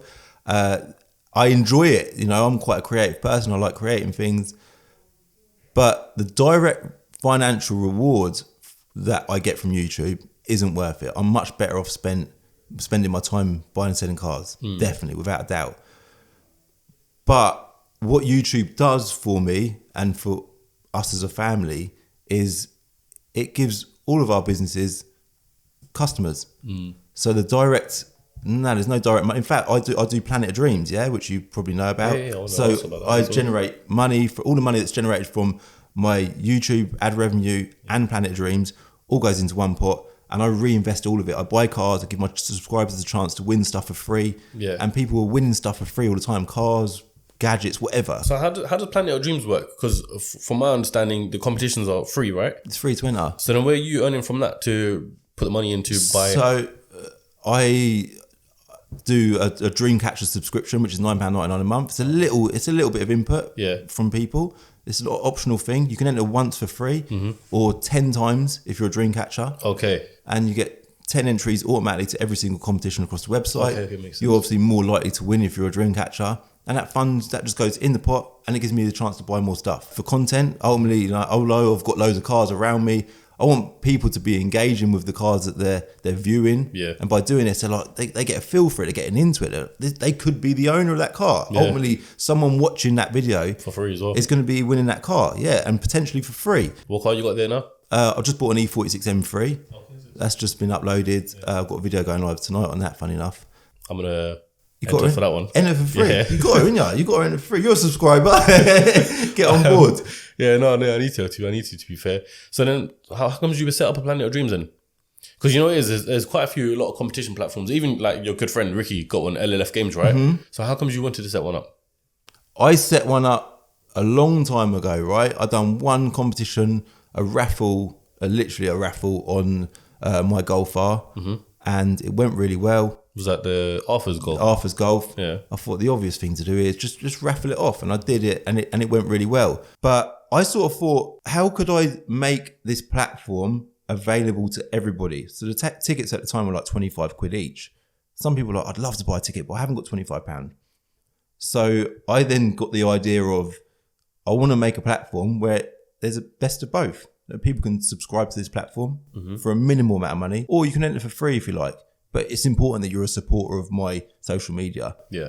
And people, I've done it. It took years to create. And I said to you, my web team made this platform for us. And it's brilliant. People winning cars, tech, gadgets all the time for absolutely nothing. So it's positive. That's good, man. It took a long time to get it off the ground because of legalities, funny enough, because even giving away stuff for free, you can't do it in certain countries. It's quite Yeah. I thought you could just give something for free with no questions asked or nothing like that. Because it's gambling in certain countries. So Even if it's free. even if, well, because there's a payment element involved as well on the website. Yeah. That Okay. changes the aspect of dynamic of the whole website. So I didn't really realise that, and I took a few hits along the way. But now it's fully flowing. We're giving away stuff every Friday. #Free Friday. Literally, I go live every single Friday on Planet Dreams, announcing winners. It's brilliant. People love it. So this is going live in this podcast is going live in 2 weeks, not this Sunday after. So make sure you are tuned in, and I'm sure the E46 will be gone probably by then. The E46 is a project for the channel, so that is not going to be done by then. Oh, is it not? Okay. No, What, definitely. is that going to be given away on Planet of Dreams? Well, eventually? by the time this video goes live, I'm going to be dropping another car. I don't want to say what it is because it might not be live by that point. Can I'll bleep it? Can I know? Yeah, it's a orange Ford Focus ST. Okay, yeah. It's a wicked car. So I'm just going to drop a video and give that away at that point. Okay, fair enough. So that's going to be for Planet of Dreams. That's going to be for Planet Dreams. Okay, sick. Wicked car. Very, very nice example. Make sure you go on Planet of Dreams. What is it? planetofdreams.co.uk. Planetdreams.co.uk. Yeah, there you go. Bang. Little plug. So Calvin, as Binca stands at the moment, right? You started with one car. How many years ago? So I would say that was probably 10 years ago. We had that one car. And at the point when we set up the showroom, I mean, a lot happened up until that point. But we'd basically spent all of our money that we had on making the showroom look nice because presentation's key, right? So from that one car, that £600 Golf VR6, I continued doing locksmithing, and we've now got well over 150 cars. Yeah, I know. I mean, we've walked around Binca before we've done this podcast, and you got cars everywhere. Cars everywhere. They're like my comfort blanket. I love them. No, that's an inspirational thing, man. In is. 10 years, building up to 150 cars, that's at the moment anyway. It's always going to be up and down. And, are you looking to move out of this place as well? Because obviously the car park here around where you got cars, I'm not going to say it's tight, but I mean... It's very tight. Yeah. And it gets like... The car buying shop gets busy buying cars, then Binca just gets full up. Yeah. So, and then if selling slows down, then again, Binca gets full up. So I suppose it's good you're in Milton Keynes because there's a lot of land around here. There is a lot of land around here, but yeah, we definitely need a bigger site. This is, we even here, we've started off here, we've grown, we've moved many times over the years because we keep growing, and we're now at a point where we need to move again because we've outgrown this site. How long you been here for? 4 years. Okay, so So when we moved here, this site wasn't even as big as it is now. We just expanded. And so when you go and look for the next site, what would you look for? You look for double, triple? Well, as much, I suppose, ideally you want a site that's expandable. So we're actually looking at a site at the minute that's 4 acres, which we don't need 4 acres, but there's 4 potential acres there. I'd love to buy my own site. That's one thing that I would, like personally in business, I would recommend anyone do, buy their own site. But why? It's because security, like securing your own property. You've got no landlords. It's complicated. When you rent a site, you've got someone else who's got your calling the shots. Yeah, they're calling the shots. They've got you by the balls. So when you own your own site, I know you've got your mortgage to pay, but it gives you, I would say, a bit more security. I know some people would debate that. Yeah, even in the worst case scenario, yeah, God forbid, touch wood, it doesn't happen. But if, business wasn't to work out, anything like that, you've got the land there, which you can now be the landlord of someone else's business. Exactly that. You can rent it out. Yeah, so you can never go wrong with property. Property is good. Whether it's land, whether it's bricks and mortar, houses, whatever the case is, it's property at the end of the day. Yeah. Will be around for a long time. You can't go wrong buying land. Yeah, these are the times when I wish I was older, because I think, fuck me, I would have bought a whole lot of property back in the day or something like that. When it was, yeah. Have you ever seen Peaky Blinders? I actually haven't, no. So that's set in 1940, I believe. Mm-hmm. They're buying properties, Park Lane, London, for £5. You think to yourself, what the fuck? You would have bought all of them, wouldn't you? Literally, yeah. But then you get £5, then it's probably like... Yeah, exactly. It's that a crazy amount. It's all relative, isn't just it? having that figure on it, £5. Imagine buying the Dorchester for £5. It's petrol money, isn't it? You can't even get petrol for that nowadays. What else do you do, Calvin, man? Other income streams? Because, with someone who's involved in social media, there's opportunity to get into anything, right? Like, yeah. In terms of, you got the car stuff there. Your YouTube channel, you can take anywhere. It's Calvin's Car Diary. By the way, I must say as well, I forgot to even mention, I love the whole car buying series and stuff. Like, when you get a car, do a HBI check on it and all that sort of stuff. All Shows this you is so valuable in it to people. Like even I see that, I get proper interested about Really? it. You know? Thank you. I'm just like, raw, the retail value of that was that, and now it's this. exactly, you just get to see it's good insight, isn't it? But yeah, no, what I'm saying is with your YouTube channel, not just YouTube channel, just you can dive into anything essentially, right? Is there anything else that you've thought about diving into, or something that you're in that people might not know about? Me and my brothers do a bit of property together. We buy and sell houses. That's something we've always done. My brother being an estate agent, Leon, he was an estate agent for a long time. Yeah. Then my brother Jerome was an estate agent for a long time. Again, it's just back to that buying and selling thing. That's all it is. You know, you're buying something that you're familiar with, that you have knowledge on, and you know your purchase price, you know your refurb cost, and you know your sale price. So that's something that we do as well. Other than that, like, you know, car parts, or buy and sell car parts, just anything really along the lines of Doing a deal legally. No, fair enough. Something else we do as well, we buy and sell number plates. We've got quite a big collection of private number plates. Yeah. And what was it was a good plate that you had. I can't remember what it was on the GTR, on the white GTR. What was it? Diary. Oh yeah, that's Diary. okay, Yeah, sick. D14RYY. I've still got that. Yeah, still got that plate. Yeah, and I just like private plates. They're unique, aren't they? And what's the favourite number plate that you own? Favourite one's the arsehole one, AS51 HOL. Yeah. We've got loads of pretty good ones. Nothing outrageously valuable, but we've got quite a good collection of number plates. What's the most you'd be willing to spend on a number plate? Blimey. I've had this conversation with so many people, and the range is so far different. So I'm interested. It depends, doesn't it? Because sometimes you get into a bidding war and think, I want that object, and you just fight and you end up paying over the odds for it. But maybe as much as 15 grand. Like for that's me, not bad though. Yeah. But some of them are like 100 to like crazy money, aren't they? I remember when I was 17, I just passed my test and everything. The plate that I wanted to get, not the one that you saw in my info, the plate was RAH33M. So literally my name, bang on. No way. And it was 35 grand. I thought, fuck. That's a lot of money. Yeah. That is a lot of money. I was like, yeah, you know what? I'll stick with the other one. It was only 250. So really? Yeah. That's all right for 250. That's not bad, isn't it? Yeah. The other day, someone literally offered me 7 grand, and I said, nah, mate, you can keep it 7 grand. No way. Yeah. Oh. I'll sell it. So you want to hang on to that plate? Yeah, I've got a whole collection of my name. So there's no way. There you go. I'm definitely cutting this bit on the podcast because I don't want anyone to steal my plates. Where do you normally get your plates from anyway? Customers. So like a customer comes to sell their car. They've got a plate on their car, and we're just like, what are you doing with your plate? Do you want to keep it? Sometimes they want to leave it on the car and sell it, get a bit more money for the car.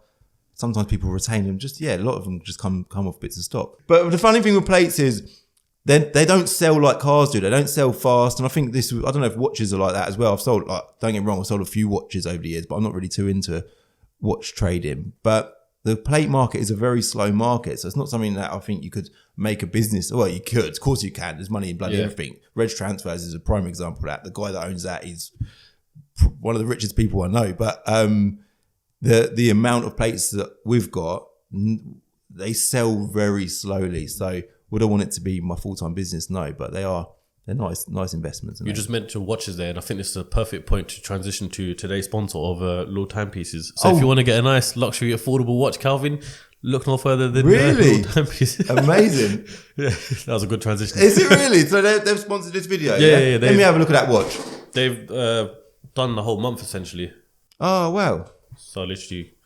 Yeah, but they're not bad, you know. Do you know what? I was looking at your watch thinking, that's quite a nice looking watch. Yeah, I mean, you know, I've got a few of them, and the amount of people that come up to me and they ask me, it's one of them ones I don't even want to wear and watch in London anymore, like a Low Timepiece watch. It only costs 100 quid, but people think that. People look at that. I looked at that and thought, that looks like it's worth a couple grand at least minimum. Do you know what I mean? And the fact that you can get a nice luxury affordable timepiece at lordtimepieces.com with the code Ceocast for 10% off plus free shipping. Don't think you could go wrong, Calvin. Mate, you're selling it to me, man. You're selling it to me. I might have to treat myself. And if someone does rob you just give it to them, don't you? Exactly. So you say, mate, there you go. Yeah, they don't know it. Let them think it's £3,000. Let them go to some private dealer where they buy watches and let them think, what have you brought me? Yeah, exactly that. Yeah. That's wicked. Yeah, it's not bad. Nice. It's not bad. Something I'm doing at the minute, which is quite big for me, is I'm off to Germany to do a charity run, which we've spoke about. You might have seen it on my social media. I bought an old Transit and I'm doing it in memory of Sabine Schmitz. You know, remember Sabine Schmitz? She was a German lady. Yeah, presenter. On Top Gear, that's it, yeah. She done a lap around the Nürburgring in 10 minutes and 8 seconds. and she sadly passed away in March last year, which is devastating. One of the main things as well that you're forgetting to add there. What did she do? What car was it on the Nürburgring? An old transit van. She's done it in an old transit van.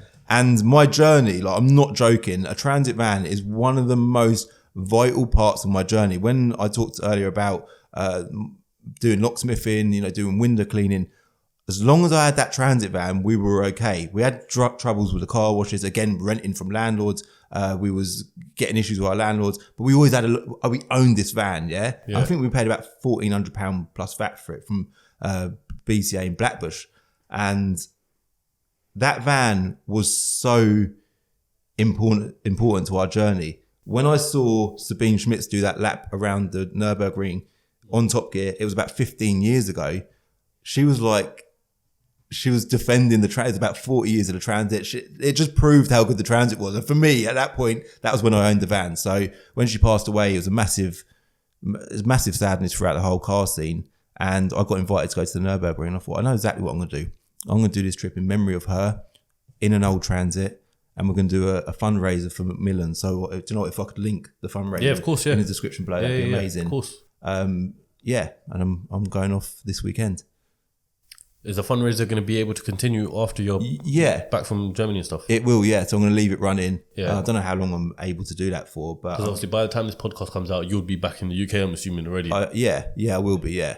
So I'm trying to hit £10,000. Obviously, I hope that we achieve further than that. And I'm going to go there, do a lap around the ring. I'm not going to try and beat her because that's not going to happen. No way. But yeah, it's positive, isn't it? You're going to be vlogging it all for YouTube and stuff like that as well? It's all going to be going on YouTube. So by the time this video goes live, we might, I would say next week, we might begin posting it. I'm not sure when.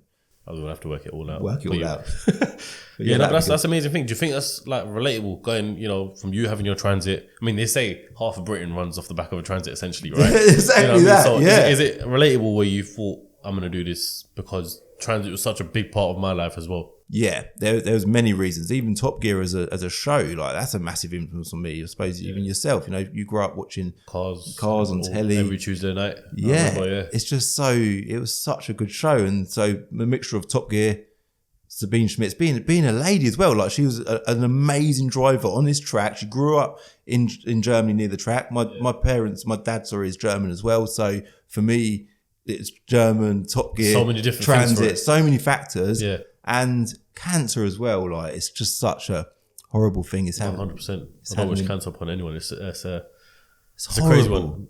Losing someone to cancer. I've lost quite a few people to cancer, and it's just horrible because you can't do anything about it, literally. It's horrible, man. You just got to hope that, you know, cancer research develops and, you know, we eventually find you defeat it, essentially. Yeah, that's what needs to happen. But Macmillan as a website, the reason why I chose them, because there's literally a get help button on their website, and I looked at it and I thought, you know, if I'm ever in a position where, touch wood, I'm never in that position, but if anyone ever is, that's what they do. Yeah. You need help. You go to Macmillan, you click the get help button. They're there for you. If you're in hospital, you're unwell, you need any guidance, they're there for you. They'll support you mentally. They'll support you, obviously, in health, and they're fully committed. 98% of their money generated goes to the charity as well. So they're I rate them. They're fully committed. I've never had no dealings with them personally, but people have reached out and said how good they are. Yeah. So they're the chosen ones, basically. For me, it was a no-brainer. Yeah. Fair play. Make sure you all go to the link in the description right now. It's literally at the top of the description, and donate what you can generously. Even if it's a tenner. Yeah. Even if it's a tenner, whatever. Yeah. As anything you can. Every little bit helps. Yeah, definitely. As we wrap up this podcast, I want you to give a message to the people who are watching this right now, whether they're young or whether they're old, almost like a motivational piece of message for people to stick by them and you know, say, like, these are Calvin's words. I want to follow Calvin's advice. I think my advice would be follow your gut instinct. You'll know, everyone knows how they're feeling. Everyone knows what they want in themselves. If you go on social media, there's too many messages. Do I want to be into Forex, into car trading, into, you know, even I've mentioned a lot of things, property, clothing. I'm not really into clothing. I've done it. That was for my own reasons. I wouldn't be setting up a clothing business. Just follow your own desire. If you're in a job, like I see a video, I think last week, and the guy said something like, if you're an employee, be the last one in and the first one out. And I completely disagree with that. Whatever you do, don't matter what it is, whether you're serving coffee at Starbucks, serving burgers at McDonald's. Give it 100%. Give everything you do 100%. Do it for yourself, because if your boss doesn't appreciate you or you're not appreciated where you are, leave and go somewhere else. But don't have that attitude with anything, and follow your gut instinct. If you're following your gut instinct, you'll never go wrong. 100%. Couldn't agree more with that. You can't go wrong with it. You'll always think, I don't want to do this. I don't want to be in this relationship. I don't want to be friends with this person. This person's lying to me. I don't like that person. Or you know yourself. It always comes down to your gut. Always. And it's never really wrong, is it? Nah, I don't think I've ever had a point where my gut's been wrong. But sometimes you don't follow your gut. Sometimes you don't. And then it bites you back, basically. It definitely does. Yeah, it's mad. You've got to be strong and tell yourself, nah, this ain't right. Or this is right. And roll with that feeling. Yeah, no, 100%. I think that's important. Calvin, it's been great to Thank have you on. very much. I've It's been a enjoyed pleasure. this conversation a lot. If people want to find you, where can they do so? I've been doing TikTok, Calvin's Car Diary. Yeah, see that all the time. Yeah, loving TikTok at the minute. Instagram and YouTube, of course, Calvin's Car Diary. All the links are going to be in the description anyway. If you want to check out Calvin's YouTube channel, it's going to be up here right now. So you can go and check that out and see more of Calvin. I'm sure you'll enjoy every single piece of content that he's got coming out on there. And until then, I'll catch you lot on the next episode of CEO. Oh yeah, don't forget, can you say for me, make sure you subscribe to Ceocast. Make sure you subscribe to Ceocast. If you're watching this on TikTok, follow him on TikTok. It's YouTube, hit the subscribe button. And obviously we want to see some likes, do we? So hit like as well. So that's what I call a guy who goes above and beyond, you know. No more than that. Calvin, once again, pleasure Thank you, having you mate. on, man. Cheers, I'll man. see you lot on the next episode.